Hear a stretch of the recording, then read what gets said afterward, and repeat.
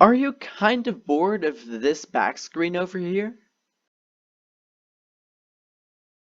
Well, I'm going to show you how you can make something like this, this, or even this completely by yourself and completely custom for Minecraft. Anyways, without further ado, let's get right in over here. So, first things first, I'm going to make it really easy for you guys. All you need to do is head over to the top link in the description, and that'll bring you to a Mediafire download page in which you can download this file over here. This is Itsum64's custom GUI template.zip. And this is going to allow you to create this pack really easily, yeah? So what you want to do is you just want to right click on this once you've downloaded it. You can just put it in any location you want. Then you want to select the option over here, extract all. If you don't see this, then you might want to select the show more options option and then select extract all. Or you can download a program called 7-Zip, which will allow you to do this as well. Anyways, once you click on extract all, you can click on extract a second time, and now you're going to have two things, one regular file folder and one zip folder. You can delete the zip folder you just downloaded, that doesn't matter anymore. We're going to be focusing on this folder over here. So inside this, you've just got one other folder, then another folder, and here we have the everything we're gonna need. Yeah. So we'll start out from the top. So here we have a textures folder, UI, then we have a bunch of things over here. Yeah. And now these are all the buttons that are inside Minecraft. Think of the play button, the settings button, the marketplace button, but not only that, as you can see, we also have the toggles. You can find these in settings, and these account for every literal single button in the game. So the buttons on the pause screen, the buttons inside actual settings, anything, literally anything. Yeah. So that's all these. There's also a few panorama images. These need to be in here, so don't touch them. If you edit them, something might go wrong. So just don't touch them. You can ignore them completely. These buttons, you can customize these to your liking. So you can add a rainbow effect on them. You can color them different colors. I'll just show you how to do that. So you can open the file with Paint 3D. That's what I recommend. As you can see, this is what we have. Now let's say I don't want this to be green, but I want it to be yellow. Yeah, I'm just gonna make this yellow. There we go, beautiful. Easiest is to select the pixel pen. That way you've got a much cleaner way of doing this. Boom. It's now yellow. Once you've got it how you want it, you can hit Ctrl S to save it, yeah? I made this one yellow, but not all the other ones. That means all the other ones aren't going to be yellow. So if I want them all to be yellow, I should make this one yellow as well. Anyways, something you want to notice is that as you can see on the edges over here, we've got some black dots. You can ignore those, but we've also got these darker parts and these lighter parts. These are actually the outlines. So I'm just being lazy here and I'm coloring them in just for the purpose of this tutorial. But if you want the boxes to actually have outlines and whatnot, and you want them to actually look good, then you need to take that into account. The way you can do that is by editing your color, making it a bit darker, and then just making a border around that, just like so. So that's the darker color. Yep, and then let's grab a bit of a lighter color as well, and then we can put that around this side. That's not a lot lighter. Let's go with this. There we go. Then we get a bit of a lighter color around the outside over here, and that's going to give us a nice border around our buttons. Then I can just fill in these last few corners with black over here, and now this is going to be a good button. Yeah, so This one is not going to look terribly good because we've just colored it in one color. But in theory, you can do literally anything you want. You could also shade these, so make this side red, then add some gray, then add some blue, then add some purple. Just do anything you want. It really doesn't matter. Do notice, though, that you do have to edit all of these if you actually want all the buttons to be different colors. But so you can also make different buttons different colors as well, if that's your thing. Anyways, enough ranting about that. You guys probably get it. Just go wild on this, do anything you want. Anyways, then you'll notice that we actually have another folder in here. It's called background. In here we have just a zip folder. Don't pay attention to that just yet. And now, this is the point the entire tutorial is basically about. The background. So you saw that in the intro. This is going to be the custom background you're going to add. Yeah, and this can be literally any image. You can just go onto the internet, search up Minecraft wallpapers, grab yourself a nice image. You can make an image yourself. You can do anything you want. And you just need to make sure that you have an image. Yeah? So, then, once you have an image, I've got an image over here. You can just drag that into there. Anyways, as you can see, my image is just this simple Minecraft thing over here. And now, before you just say, okay, right, I'm done, we need to do a few more things to this image, yeah? So you want to right-click on that, and you can just open it with Paint 3D, because that's the simplest. You can also open it with, I don't know, Adobe Photoshop, Paint.net, whatever program you want. I'm going to show it in Paint 3D, because Paint 3D, it's simple for me to show you guys, and it's simple for you guys to do what I'm showing you. Anyways, so in Paint 3D, you want to go to crop, and you want to make sure that the aspect ratio is 16:9. You can select that over here. Just make sure that that is the case. Otherwise, you're going to get some black borders around your image, or it's going to get stretched or flattened or something like that, and you probably don't want that. So I highly recommend that.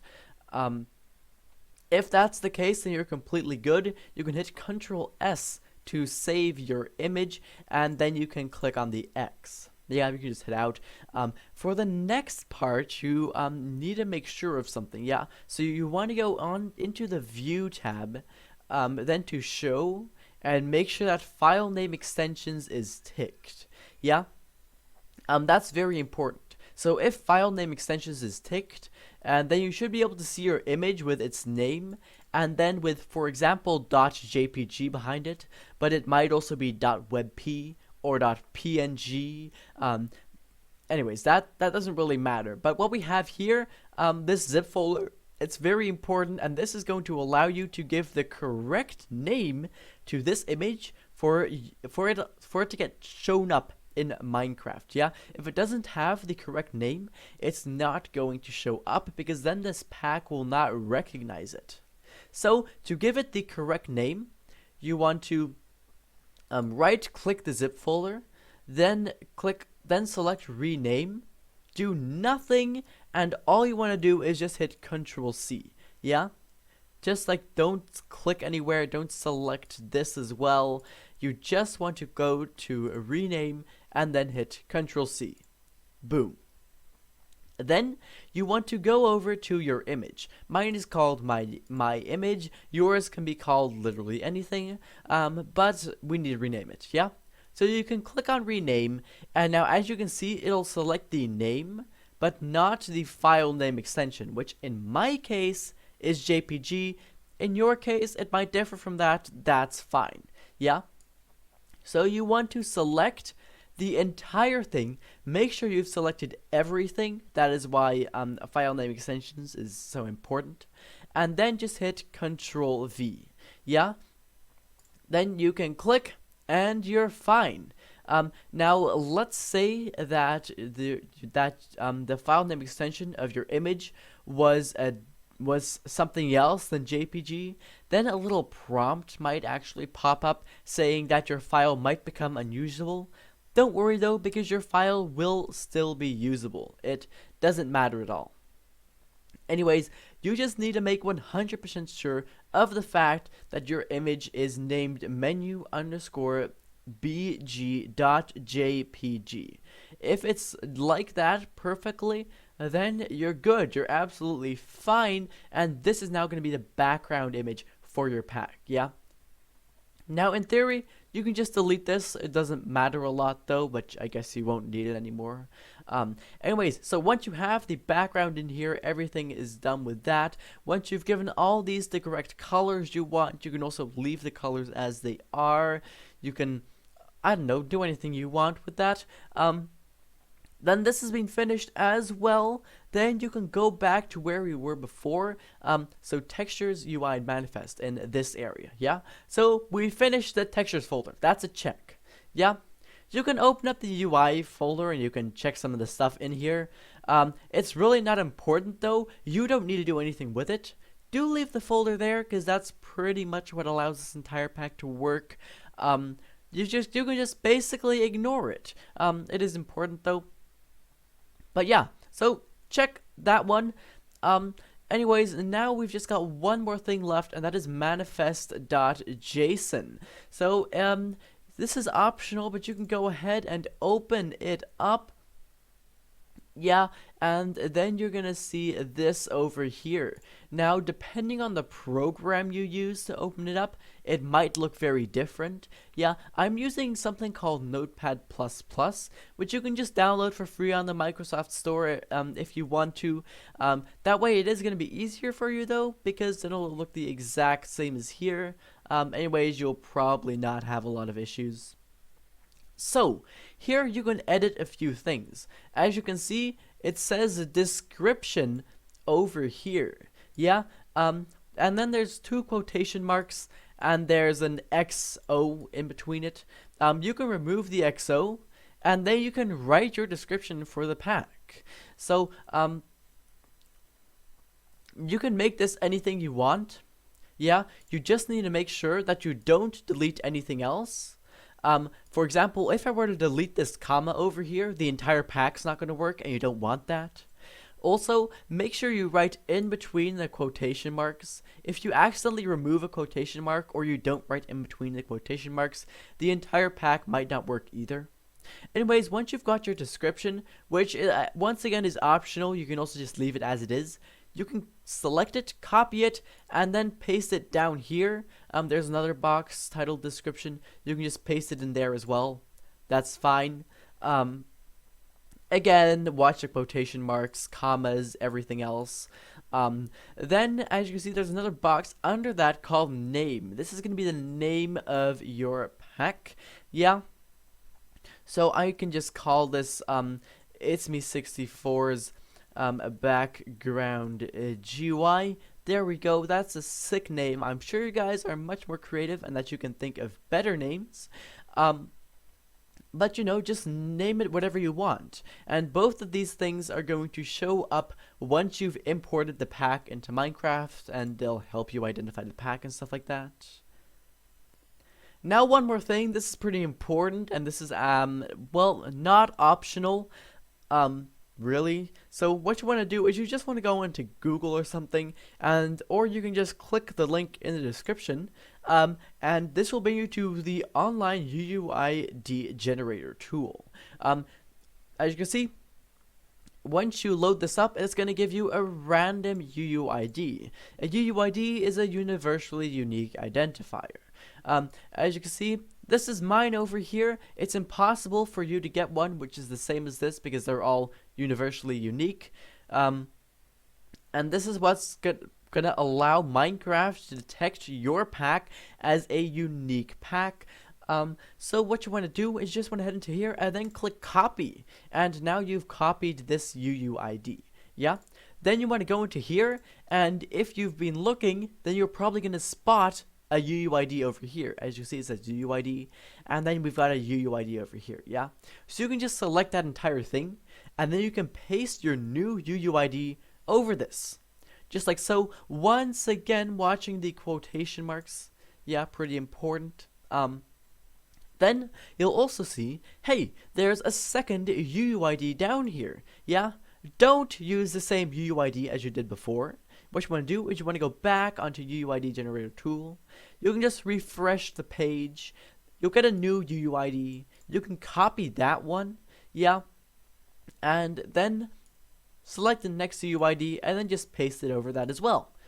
Beautiful. Now you're completely done with this, and you can just hit Control S to save it, or head over to File and save it that way. Anyways, in theory, now your pack is completely finished and you are ready to go.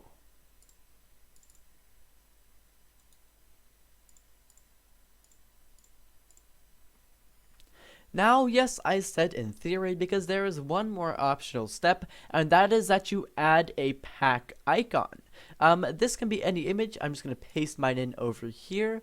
Once again, just like the menu BG that we added, this needs to fulfill a few criteria. So first off, you can open it with Paint 3D. Now, the menu BG had to be a 16 by 9 ratio, yeah? This image needs to be square or a 1 by 1 ratio. Yeah, a 1-to-1 ratio.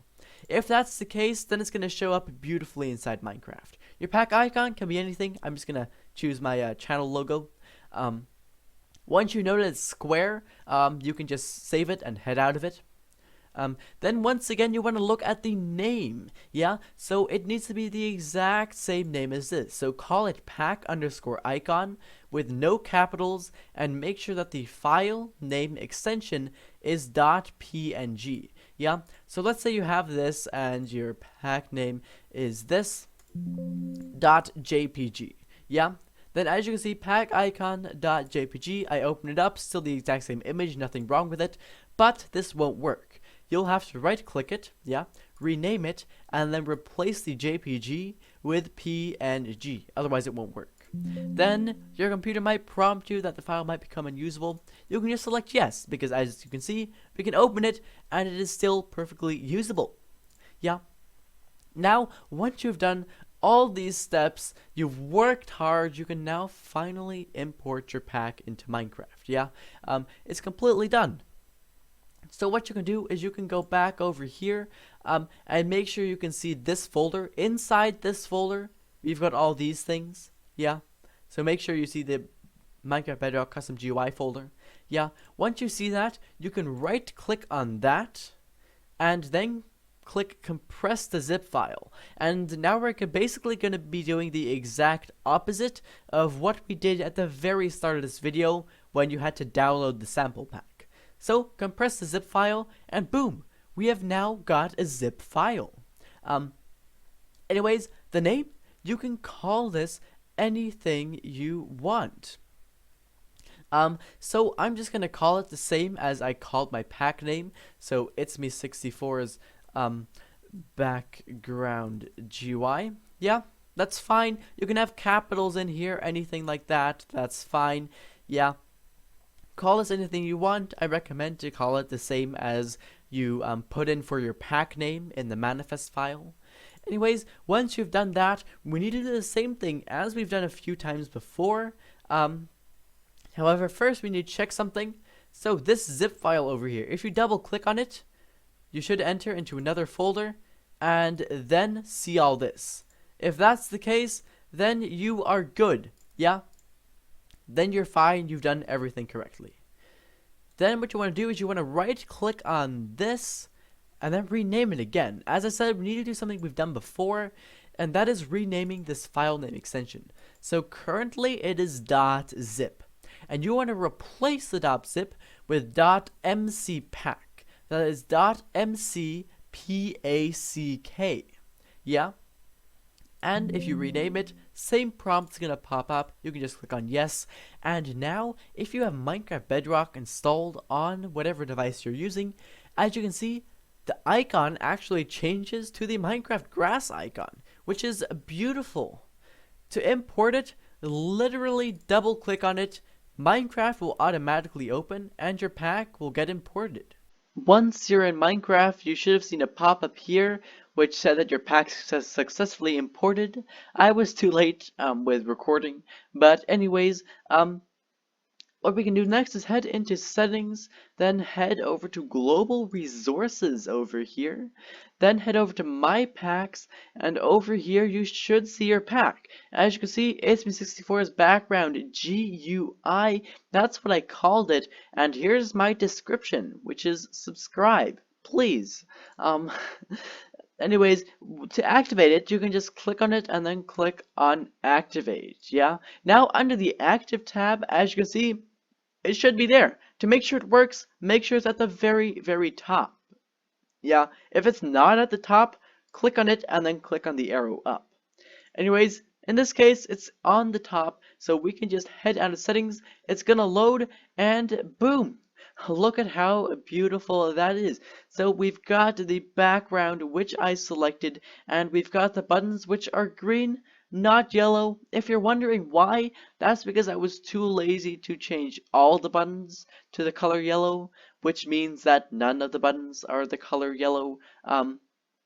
Yeah, so if you're wondering how that works, then, well, that's how that works. Yeah, so I was just a bit too lazy, but as you see, the buttons are perfectly green, unlike they are in the base game. Also, the pack that I made this video, you can actually download that one as well. If you want some sort of a reference pack or anything like that, then feel free to download it. There should be a link in the description. I've got more tutorials just like this one, which show you how to do different things, like change this Minecraft to anything you want. Or tutorials that show you how you can make a custom crafting recipe for Minecraft. If you want to check out those, then head over to the pinned comment if I've remembered it. Otherwise, just check out my channel. Anyways, thank you ever so much for watching, and I hope to see you again in the next one.